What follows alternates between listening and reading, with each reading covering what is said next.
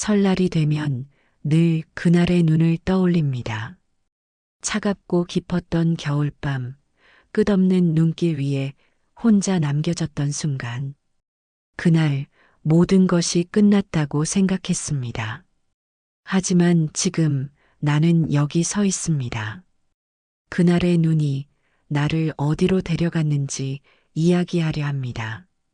영상 시작 전 구독과 좋아요 부탁드립니다. 오른쪽 아래에 구독 버튼 눌러주세요. 안녕하세요. 저는 유지민입니다.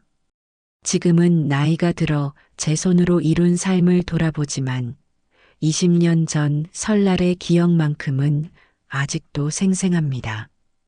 그때 저는 11살 세상에서 가장 춥고 외로운 겨울을 보내고 있었습니다. 설날 아침 하얀 눈이 소리 없이 내리고 있었습니다. 담장 위에도 마당에도 그리고 지붕 위에도 차곡차곡 쌓인 눈은 겨울의 고유한 정취를 더했습니다. 온 세상이 순백으로 물든 듯 아름다웠지만 저에게는 차갑기만 한 날이었습니다. 어린 시절, 저는 부족함 없이 자랐습니다. 대한민국을 대표하는 식품기업 성성그룹을 세운 외가의 외동손자로 태어나 그 누구보다 따뜻한 보호 속에서 성장했습니다. 어머니는 성성그룹의 후계자였던 38세 최윤경이었습니다. 그리고 아버지는 저에게 세상에서 가장 따뜻한 사람이었습니다. 아버지는 다정하고 자상한 분이셨습니다. 퇴근 후에는 꼭 제 방에 들러 하루의 이야기를 나누셨고, 휴일이면 손을 잡고 공원으로 산책을 나가곤 하셨습니다. 지민아, 너는 커서 뭐가 되고 싶니? 나 아빠처럼 좋은 사람이 될래. 그럼 너는 최고의 사람이 되겠구나. 그렇게 웃으며 나누던 대화가 아직도 생생합니다. 하지만 행복했던 시간은 오래가지 않았습니다. 아버지는 갑작스러운 사고로 세상을 떠났습니다. 그때 저는 6살, 너무 어린 나이였습니다. 아버지가 떠난 후 어머니는 혼자서 성성그룹을 지켜야 했습니다. 어머니는 몸이 약했지만 회사를 이어가기 위해 최선을 다했습니다. 밤낮 없이 일하며 기업을 키우고 직원들을 책임지는 것이 어머니의 사명이었습니다. 하지만 그 과정에서 건강은 점점 악화되었고 결국 병이 깊어졌습니다. 어머니는 계속된 과로와 스트레스로 몸이 망가져 갔습니다. 그러던 어느 날 일을 하던 중 갑자기 기침을 하며 피를 토했습니다. 그날 이후 어머니는 병원과 회사를 오가는 생활을 이어갔습니다. 그러던 중 회사의 전문 경영인이었던 45세 김석훈이 어머니에게 다가왔습니다. 김석훈은 어머니보다 7살 연상이었으며 뛰어난 사업 수완으로 성성그룹을 안정적으로 운영하는 역할을 하고 있었습니다. 그는 어머니를 극진히 보살피며 신뢰를 쌓았고 결국 어머니는 그와 재혼하기로 결정했습니다. 하지만 결혼 후 상황은 달라졌습니다. 처음에는 변함없이 다정한 척했습니다. 그러나 시간이 지나자 김석훈은 저를 대하는 태도가 완전히 달라졌습니다. 어머니가 있을 때는 부드러운 얼굴을 하고 있었지만 어머니가 출근하면 그는 냉정한 표정으로 말했습니다. 너는 이 집에서 아무런 쓸모가 없다. 너 같은 애가 엄마를 더 힘들게 하고 있어. 그 말이 상처가 되었지만 저는 참았습니다. 어머니가 힘들어하는 모습을 보면서 걱정을 끼치고 싶지 않았기 때문입니다. 그래서 아무 말도 하지 않았습니다. 하지만 김석훈의 태도는 점점 심해졌습니다. 식사가 준비된 자리에서 저만 빼놓고 밥을 먹기도 했습니다. 내가 뭘 했다고 밥을 먹어? 그러면서 일부러 저를 무시하고 굶기는 날이 많아졌습니다. 더 이상 참을 수 없을 때가 많았지만 어머니에게는 말할 수 없었습니다. 어머니는 이미 너무 힘들어 보였기 때문입니다. 어머니는 결국 건강이 더욱 나빠졌고 요양원에 들어가 치료를 받기로 결정했습니다. 어머니가 떠나기 전 저는 꼭 붙잡고 물었습니다. 엄마, 나도 같이 가면 안 돼? 아가, 나는 금방 나을 거야. 넌 여기서 잘 지내고 있어야 해. 어머니는 미소를 보였지만 그 미소가 왠지 슬퍼 보였습니다. 그게 어머니와 나누었던 마지막 대화가 될 줄은 몰랐습니다. 그렇게 시간이 흘러 설날이 다가왔습니다. 우리 가족은 매년 설이 되면 친척들과 함께 별장에서 명절을 보냈습니다. 하지만 올해 설날은 전과 달랐습니다. 어머니가 없는 자리에서 김석훈은 저를 본격적으로 내쫓을 계획을 세우고 있었습니다. 아침이 되자 별장 안은 따뜻한 분위기로 가득 찼습니다. 거실에는 설 음식이 가득 차려져 있었고 가족들은 웃으며 덕담을 나누고 있었습니다. 그러나 그 가운데 저는 외톨이였습니다. 너는 손 하나 까딱하지 않으면서 밥을 얻어먹으려고? 김석훈은 일부러 많은 사람들 앞에서 저를 망신 주었습니다. 저는 조용히 고개를 숙였지만 그가 시킨 대로 음식을 나르기로 했습니다. 그러나 그 순간 손에 들고 있던 접시가 바닥에 떨어졌습니다. 김치 국물이 바닥으로 튀고 접시는 산산조각이 났습니다. 순간 주변이 조용해졌습니다. 그리고 곧이어 김석훈의 차가운 목소리가 들려왔습니다. 이게 무슨 짓이야? 설날 아침부터 집안을 망쳐놓고 그는 저를 향해 한 걸음 다가왔습니다. 저는 얼어붙은 채 아무 말도 하지 못했습니다. 내가 이 집에 있을 이유가 뭐야? 내 엄마도 없고 넌 성성그룹의 후계자도 아니야. 그의 말이 칼처럼 가슴을 파고들었습니다. 저는 다급히 변명하려 했습니다. 죄송합니다. 다시 치울게요. 그러나 김석훈은 단호했습니다. 넌 이제부터 이 집에 있을 필요 없어. 당장 나가. 저는 순간 귀를 의심했습니다. 그러나 그의 표정은 진심이었습니다. 다른 친척들이 말리려 했지만 김석훈은 더욱 강한 목소리로 외쳤습니다. 이 아이는 이 집안 사람이 아니야. 더 이상 우리 가족이 아니야. 그 순간 집에서 내쫓긴다는 사실이 현실로 다가왔습니다. 김석훈은 직접 저를 현관까지 끌고 나가 문을 닫아버렸습니다. 바람이 불고 있었습니다. 차가운 눈이 소리 없이 내리고 있었습니다.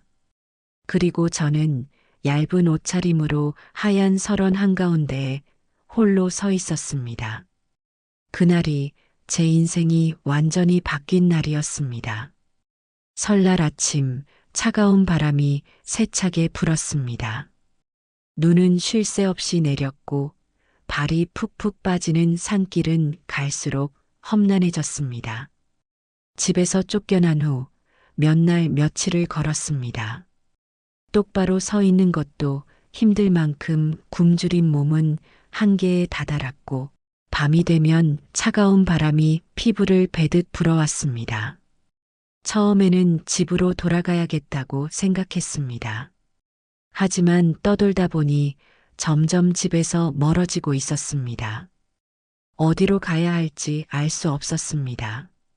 나는 이제 어디로 가야 하는 걸까?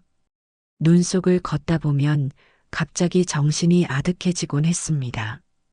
어지러움이 몰려왔고 걸음을 멈출 때마다 쓰러질 듯 비틀거렸습니다. 눈은 며칠째 계속 내렸고 산속으로 들어오면서는 사람의 흔적조차 찾을 수 없었습니다. 굶주림에 지친 몸은 더 이상 버티기 어려웠습니다. 더 이상 걸을 힘이 남아있지 않았습니다. 결국 저는 눈 덮인 땅 위에 그대로 쓰러졌습니다. 눈이 계속해서 제 위를 덮었습니다. 그리고 의식이 점점 희미해져 갔습니다. 이대로 죽는 걸까? 그 순간 저 멀리서 희미한 불빛이 보였습니다. 눈을 가늘게 뜨자 멀리서 희미한 빛이 보였습니다. 그 빛을 향해 가야 한다는 생각이 들었습니다. 하지만 다리는 이미 감각을 잃어버렸습니다. 그저 손을 뻗어 눈을 헤치며 앞으로 기어갔습니다. 그러나 결국 힘이 다해 쓰러지고 말았습니다. 몸이 차갑게 굳어갔습니다. 그리고 그 순간 어렴풋이 종소리가 들려왔습니다. 땡땡. 그 소리를 끝으로 의식이 완전히 사라졌습니다. 산속 작은 수도원의 신부님은 이틀째 내리는 폭설을 바라보며 창문을 닫고 계셨습니다. 이 눈이 언제쯤 그칠까?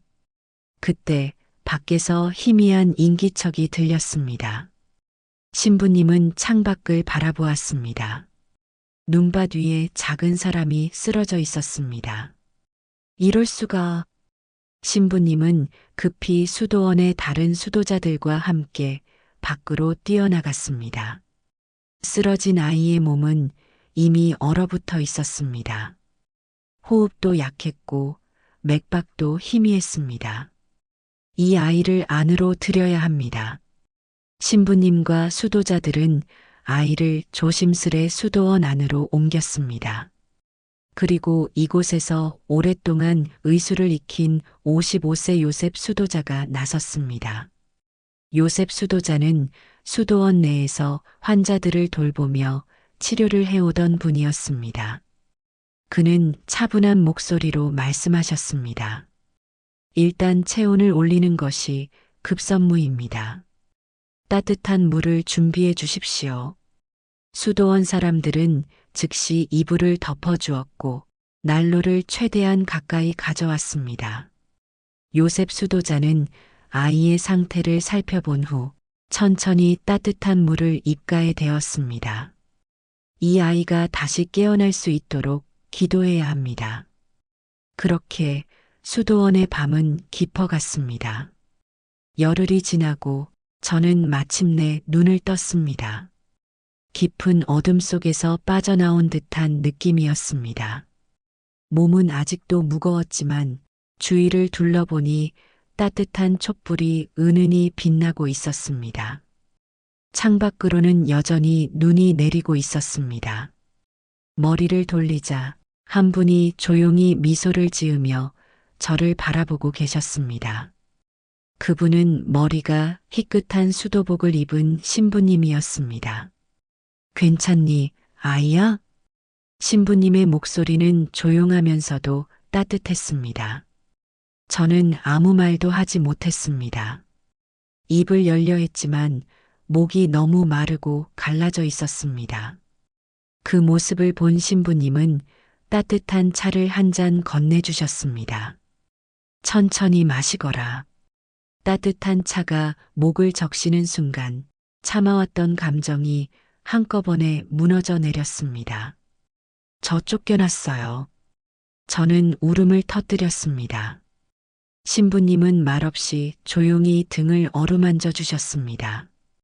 이곳은 수도원이다. 내가 피할 곳이 되어줄 수 있을지도 모르겠구나. 저는 몸이 어느 정도 회복된 후 수도자에게 어머니가 계신 요양원에 전화를 걸고 싶다고 말했습니다. 신부님은 제 요청을 들어주셨습니다. 그러나 수도자가 전화를 걸고 돌아왔을 때의 표정이 무척이나 어두웠습니다. 그리고 그는 조용한 목소리로 말씀하셨습니다. 너의 어머니께서는 돌아가셨단다. 순간 모든 소리가 멈춘 듯 했습니다. 네, 무슨 말씀이세요? 열흘 전 급성 뇌출혈로 갑자기 쓰러지셨다고 하더구나. 저는 숨이 멎을 것 같았습니다. 어머니가 돌아가셨다고? 장례식도 이미 끝났다고 들었다. 숨이 가빠졌습니다. 손이 떨리기 시작했습니다. 어머니가 나 없이 떠나셨다고? 그리고 신부님께서 말씀하셨습니다. 내가 집에서 쫓겨난 그날 내 어머니께서 쓰러지셨다고 하더구나. 그 말이 끝나는 순간 머릿속이 텅 빈 듯 했습니다. 계부가 나를 쫓아낸 날 어머니가 쓰러진 것이었습니다. 그리고 결국 1,000억 원이 넘는 모든 재산은 계부의 손에 넘어갔습니다. 그 사람이 나를 일부러 쫓아낸 거였어. 온몸이 떨렸습니다. 눈물이 멈추지 않았습니다. 신부님은 조용히 저를 감싸 안으며 말씀하셨습니다. 이제 내가 해야 할 것은 살아남는 것이란다. 그 순간 창밖에서 수도원의 종소리가 들려왔습니다. 땡땡. 새벽 공기가 차가웠습니다. 수도원의 작은 창문 너머로 희뿌연 안개가 퍼지고 있었습니다. 이곳에서의 생활이 시작된 지 며칠이 흘렀습니다. 수도원의 하루는 일찍 시작되었습니다. 새벽 5시가 되면 조용한 종소리가 울렸습니다. 어렴풋이 눈을 뜨면 이미 수도자들은 기도를 드리러 가고 있었습니다. 방 안에 머물러 있어도 좋다고 했지만 저는 가만히 누워 있을 수 없었습니다. 그래서 아침마다 작은 예배당의 뒤편에 앉아 있었습니다. 기도를 드리지는 않았지만 그곳에서 들려오는 차분한 기도 소리는 이상하게 마음을 편안하게 해주었습니다. 하루하루가 낯설고 어색했지만 저는 이곳에서 살아가는 법을 배워야 했습니다. 아침 식사가 끝나면 수도자들은 저마다의 일을 하러 흩어졌습니다. 누군가는 텃밭을 돌보고 누군가는 수도원을 정리했습니다. 저도 자연스럽게 수도자들을 따라 마당을 쓸거나 부엌에서 일을 도왔습니다. 힘들지 않니? 신부님께서 조용히 물으셨습니다. 저는 고개를 저었습니다. 아니요. 힘들지 않아요. 물론 몸은 피곤했지만 일하는 것이 좋았습니다. 이곳에서는 아무도 저를 무시하지 않았습니다. 아무도 저를 쓸모없는 아이 취급하지 않았습니다. 그저 조용히 받아들여 주었고 따뜻한 차와 음식을 건네주었습니다. 어느 날 마당을 쓸고 있을 때였습니다. 신부님께서 다가오셔서 말씀하셨습니다. 눈을 쓸 때는 그냥 쓸지 말고 마당을 비우듯 마음도 비워야 한단다. 저는 그 말이 무슨 뜻인지 이해하지 못했습니다. 하지만 마당을 쓸면서 눈이 거치고 바닥이 드러나는 모습을 보니 묘한 기분이 들었습니다. 마음을 비운다는 건 어떤 의미일까? 그날 저녁 수도원 앞들에는 작은 불이 피워졌습니다. 추운 날씨 속에서 수도자들은 모여 차를 마시며 대화를 나누었습니다. 저도 신부님 곁에 앉아 있었습니다. 지민아, 세상에서 가장 강한 것이 무엇이라고 생각하느냐? 신부님께서 조용히 물으셨습니다. 저는 당황했습니다. 강한 것이라면 돈이 많거나 힘이 센 사람을 떠올렸습니다. 돈이나 힘이 아닐까요? 신부님께서는 조용히 고개를 저으셨습니다. 그리고 작은 나뭇가지를 불 속에 넣었습니다. 나뭇가지가 타들어가며 연기가 피어올랐습니다. 세상에서 가장 강한 것은 바로 변하지 않는 것이란다. 저는 신부님의 말을 곱씹었습니다. 불은 뜨거운 것이고, 물은 차가운 것이고, 바람은 흐르는 것이지. 그것들은 자기 본연의 성질을 잃지 않는단다. 사람도 마찬가지란다. 아무리 힘든 일이 있어도 자기 자신을 잃지 않는 사람이 가장 강한 사람이란다. 그 말씀을 듣고 저는 잠시 생각에 잠겼습니다. 어머니께서는 늘 다정하고 강한 분이셨습니다. 계부의 학대 속에서도 저는 어머니를 위해 참고 견뎠습니다. 그렇다면 저는 강한 사람인 걸까요? 그날 밤 저는 침대에 누워 오랫동안 신부님의 말을 떠올렸습니다. 그리고 결심했습니다. 나는 내가 누구인지 잊지 않을 것이다. 나는 반드시 강해질 것이다. 수도원의 문이 조용히 열렸습니다. 깊은 산속까지 찾아온 손님이 있었습니다. 차가운 겨울바람을 뚫고 수도원 안으로 들어온 사람은 검은 코트를 걸친 한 여성이었습니다. 눈발이 그녀의 어깨 위로 가볍게 내려앉았지만 그녀는 신경 쓰지 않은 듯 차분한 얼굴이었습니다. 오랜만입니다. 김현진 씨. 신부님께서 미소를 지으며 맞이하셨습니다. 그녀도 조용히 웃었습니다. 신부님, 정말 오랜만이네요. 36세 김현진이었습니다. 해외 부동산 투자업으로 성공한 사업가. 그리고 신부님과는 유학 시절부터 인연을 맺어온 사람이었습니다. 얼마 전 귀국한 후 설날 인사하러 신부님을 찾아온 것이었습니다. 유학 시절 낯선 땅에서 힘들 때마다 신부님을 찾아왔던 기억 때문이었습니다. 그때 받은 위로와 가르침이 자신을 지탱해 준 힘이었으니까요. 수도원 안으로 들어서자 그녀는 조용히 공간을 둘러보았습니다. 몇 년 전 방문 때와 다를 바가 없는 조용하고 평화로운 곳이었습니다. 여기는 변함이 없네요. 여전히 조용하고 따뜻한 곳이에요. 신부님은 미소를 지으며 말씀하셨습니다. 당신도 변함이 없군요. 하지만 여기에 새로운 가족이 생겼습니다. 그녀가 눈을 깜빡이며 물었습니다. 수도원의 새로운 가족이요? 신부님께서는 수도원 바깥쪽을 가리키셨습니다. 그녀의 시선이 따라갔습니다. 눈 쌓인 마당 한쪽에서 한 아이가 조용히 빗자루를 들고 있었습니다.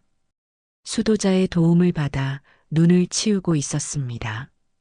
김현진 씨는 의아한 듯 중얼거렸습니다. 아이인가요? 수도원에 아이가 있는 건 처음 보는 것 같아요. 신부님은 고개를 끄덕이셨습니다. 네, 얼마 전부터 이곳에서 지내고 있습니다. 그녀는 조용히 아이를 바라보았습니다. 그 아이의 이름은 무엇인가요? 신부님이 대답하려던 순간 멀리서 아이가 이쪽을 바라보았습니다. 신부님의 시선을 느낀 듯 아이도 다가왔습니다. 그녀는 자연스럽게 아이에게 시선을 맞추었습니다.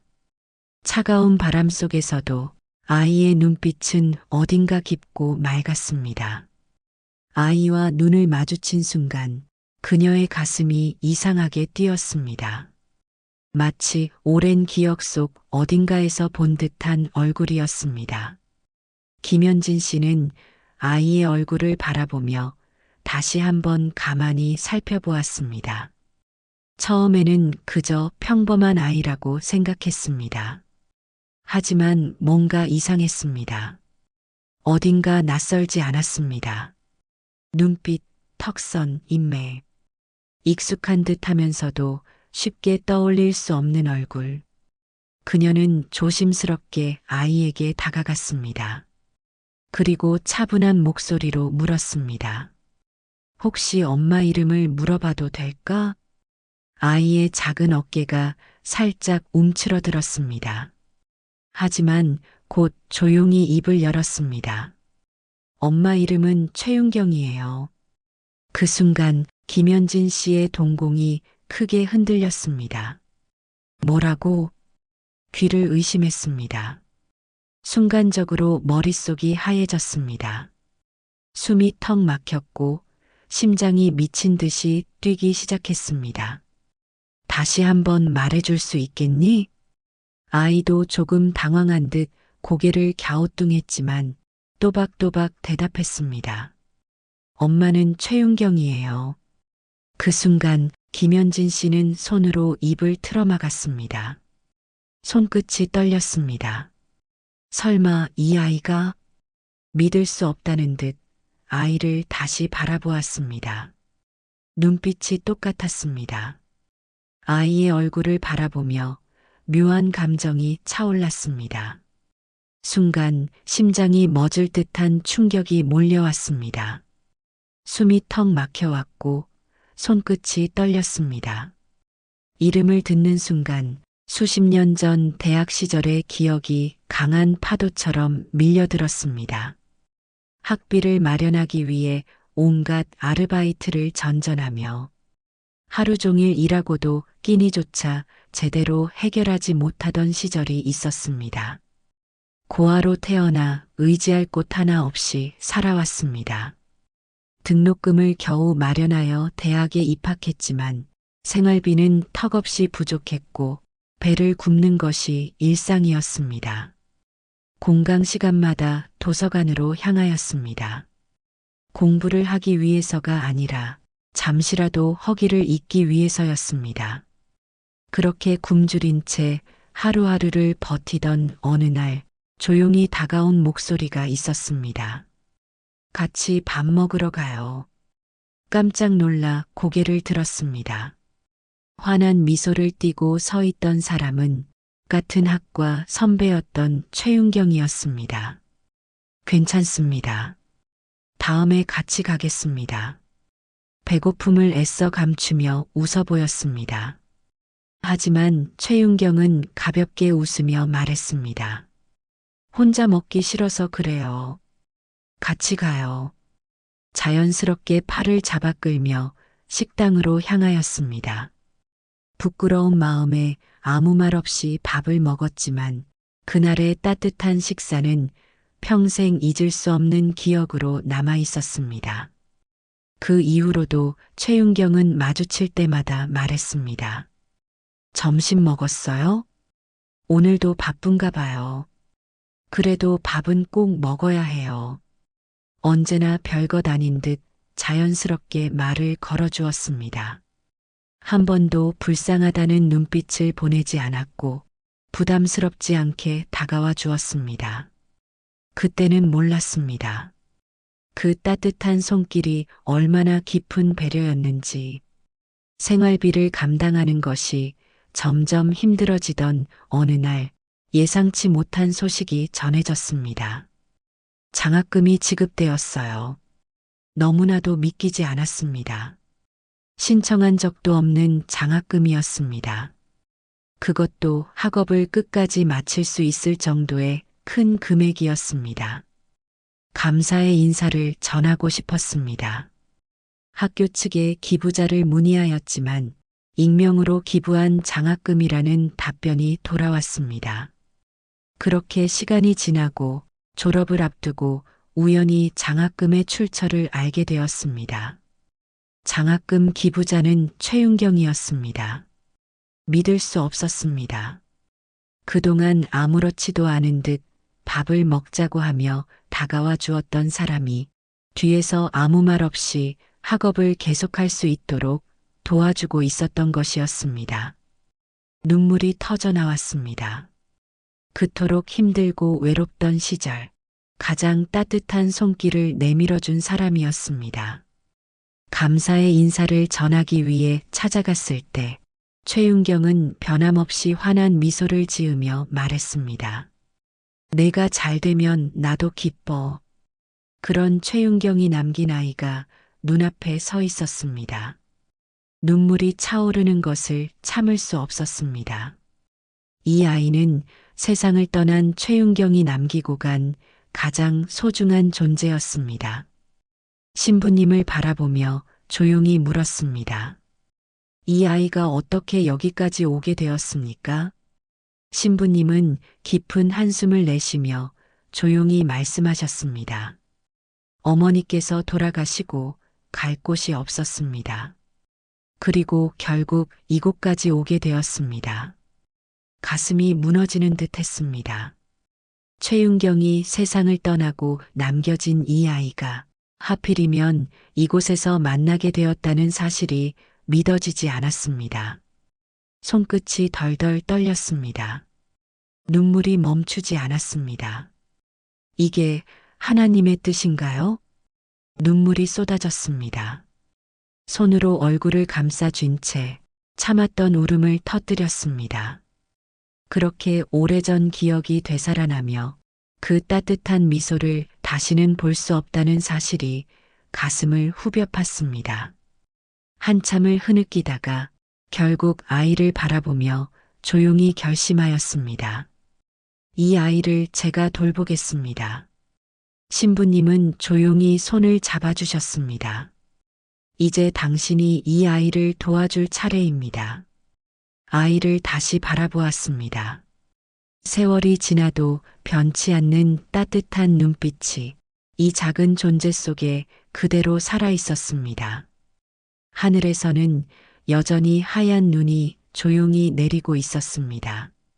눈이 녹고 수도원에도 따뜻한 바람이 불기 시작했습니다. 시간이 지나면서 수도원의 생활도 익숙해졌습니다. 매일 아침 종소리가 울리면 하루가 시작되었습니다. 새벽 기도 후에는 수도자들과 함께 노동을 했습니다. 눈을 쓸고 마당을 정리하고 텃밭을 가꾸며 하루를 보냈습니다. 몸은 피곤했지만 노동을 하면서 마음이 차분해졌습니다. 마치 쓸모없는 존재라고 느껴졌던 자신이 조금씩 단단해지고 있다는 느낌이 들었습니다. 신부님께서는 일을 할 때마다 한 가지씩 가르침을 주셨습니다. 땅을 갈 때는 흙 속에 무엇이 있는지 알아야 하듯이 사람도 스스로를 돌아보아야 한단다. 마당을 쓸 때마다, 텃밭을 가꿀 때마다 신부님의 말씀은 마음 깊이 새겨졌습니다. 어느 날 신부님께서 작은 책을 건네주셨습니다. 이제 배울 때가 되었구나. 처음에는 단순한 성경 구절부터 배우기 시작했습니다. 하지만 점점 더 깊이 있는 철학과 경영에 관한 이야기로 이어졌습니다. 돈은 그 자체로는 선도 악도 아니란다. 그것을 어떻게 사용하느냐가 중요한 것이지. 강한 사람은 복수를 선택할 수도 있지만 진정으로 강한 사람은 자신이 받은 상처를 새로운 힘으로 바꿀 줄 아는 사람이다. 신부님의 가르침을 들으면서 마음속에서 무언가가 흔들렸습니다. 처음 수도원에 왔을 때는 오직 한 가지 생각뿐이었습니다. 계부에게 복수해야 한다. 하지만 신부님의 가르침을 들으며 점점 생각이 변하기 시작했습니다. 세상에는 복수보다 더 중요한 일이 있을지도 모른다는 생각이 들었습니다. 수도원의 생활이 길어지면서 점점 더 많은 것을 배우게 되었습니다. 수도원에서는 방문객들을 맞이할 때가 많았습니다. 각자의 사연을 가진 사람들이 찾아왔습니다. 어떤 사람은 삶의 의미를 찾기 위해, 어떤 사람은 도움을 받기 위해 왔습니다. 그들을 보면서 처음으로 깨달았습니다. 고통을 겪는 것은 나만이 아니구나. 어떤 사람들은 가진 것이 많았지만 마음속이 텅 빈 것처럼 보였습니다. 어떤 사람들은 가진 것이 없었지만 의미 있는 삶을 살고 있었습니다.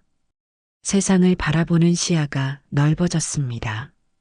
처음에는 자신의 아픔과 분노밖에 보이지 않았습니다.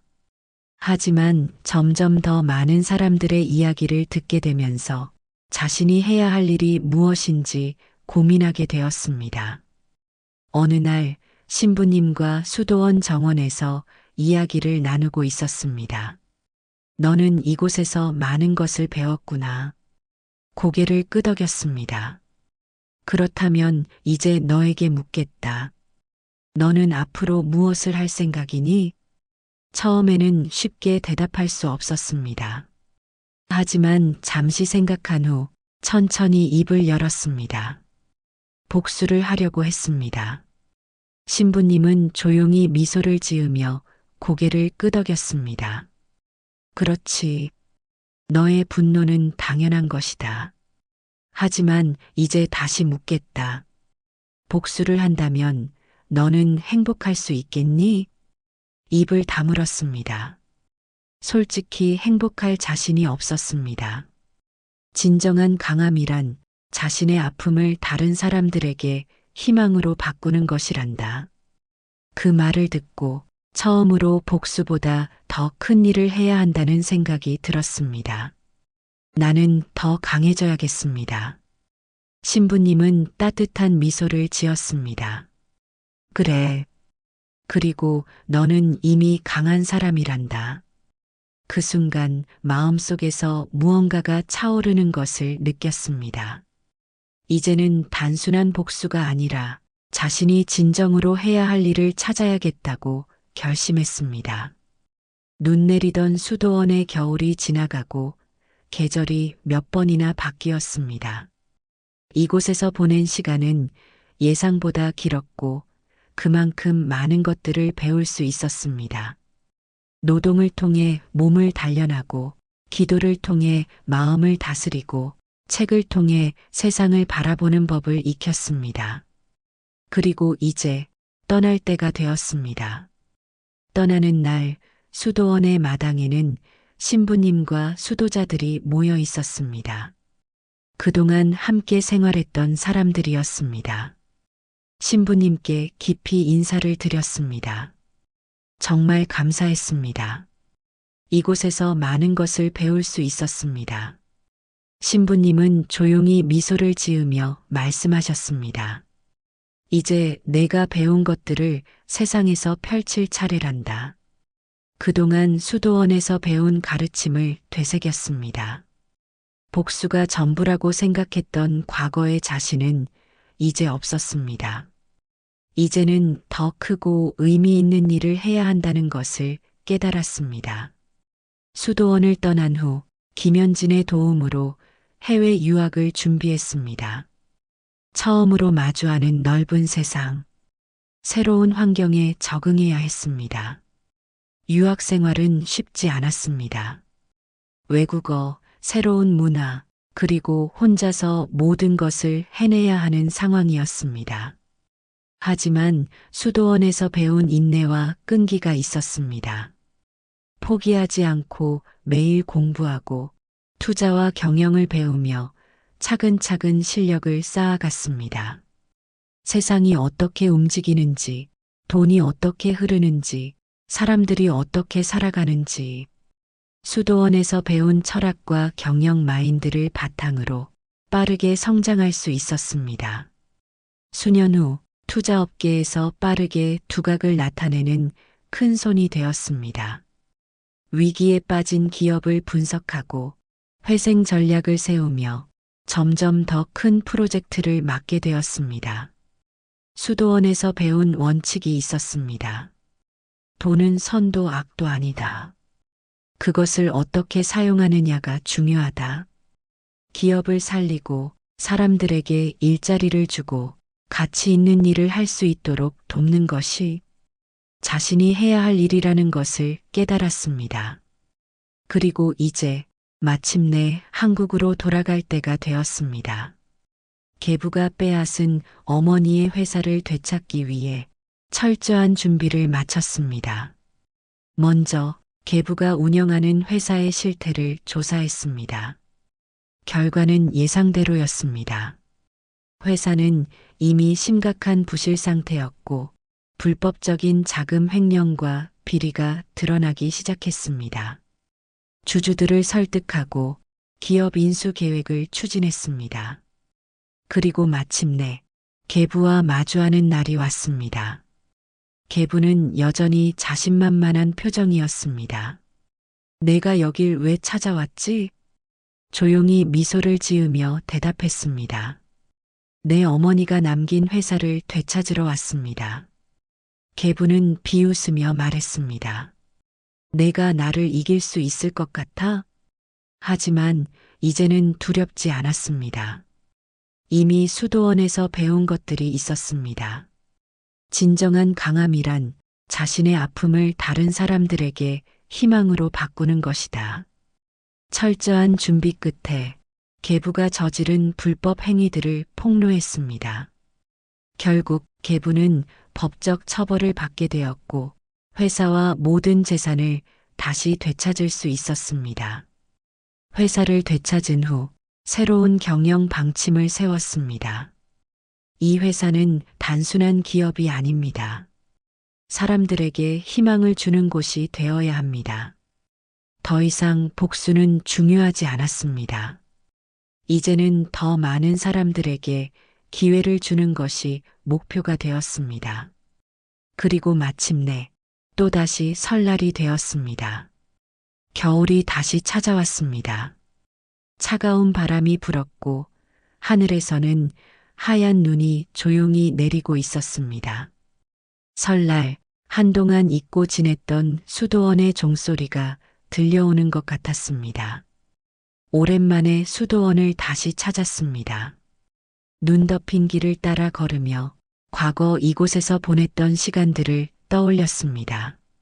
노동을 하며 단련했던 몸과 마음, 신부님의 가르침, 복수보다 더 큰 일을 해야 한다는 깨달음. 그 모든 것들이 이곳에서 시작되었습니다. 수도원 문을 열고 들어섰을 때 신부님이 조용히 미소를 지으며 맞아주셨습니다. 오랜만이구나. 고개를 숙이며 깊이 인사했습니다. 신부님 잘 지내셨습니까? 신부님은 천천히 고개를 끄덕였습니다. 너도 참 많이 변했구나. 이제는 완전히 다른 사람이 되었구나. 예전의 자신과 지금의 자신을 비교해 보았습니다. 무력하고 분노에 사로잡혀 있던 과거의 모습은 이제 없었습니다. 이제는 누군가에게 희망이 될 수 있는 사람이 되었습니다. 신부님과 마당을 걸으며 그동안 있었던 일들을 이야기했습니다. 수도원을 떠난 후 배우고 성장하고 결국 어머니의 회사를 되찾기까지의 과정. 신부님은 조용히 이야기를 들으며 고개를 끄덕였습니다. 넌 이제 진정한 리더가 되었구나. 그 말을 듣는 순간 가슴이 뜨거워졌습니다. 이제야 알았습니다. 자신이 수도원에서 배운 것들이 단순한 가르침이 아니라 진짜 삶의 방향이 되었음을. 수도원의 작은 마당에 서서 하늘에서 내리는 눈을 바라보았습니다. 신부님, 저는 이제 다른 사람을 도울 것입니다. 신부님은 조용히 미소를 지었습니다. 그것이 바로 내가 해야 할 일이란다. 수도원에서 배운 교훈을 바탕으로 재단을 설립해 어려운 아이들을 돕기로 결심했습니다. 누군가에게 따뜻한 손길을 내미는 것이 자신이 받은 은혜를 돌려주는 길이라 생각했습니다. 수도원을 떠나기 전 눈 속을 걸으며 과거를 되새겼습니다. 이곳에서 처음 맞았던 설날, 추위와 배고픔 속에서 길을 잃었던 소년이 있었습니다. 그 소년은 이제 더 이상 길을 잃지 않았습니다. 이제는 다른 사람들에게 길을 보여줄 수 있는 사람이 되었습니다. 멀리서 수도원의 종소리가 울려 퍼졌습니다. 그 소리를 들으며 조용히 다짐했습니다. 나는 더 이상 버려진 아이가 아니다. 나는 희망을 짓는 사람이 되었다. 하늘에서는 여전히 하얀 눈이 조용히 내리고 있었습니다. 삶은 때때로 우리를 흔들고 눈보라 속에 홀로 남겨진 것처럼 느껴질 때가 있습니다. 하지만 기억해야 합니다. 겨울이 지나면 봄이 오듯 고통 속에서도 길은 열리고 희망은 눈처럼 조용히 쌓여갑니다. 설날의 따뜻한 마음과 희망이 여러분의 삶에도 가득하길 바랍니다. 명절 동안 건강 잘 챙기시고 사랑하는 이들과 따뜻한 시간 보내세요.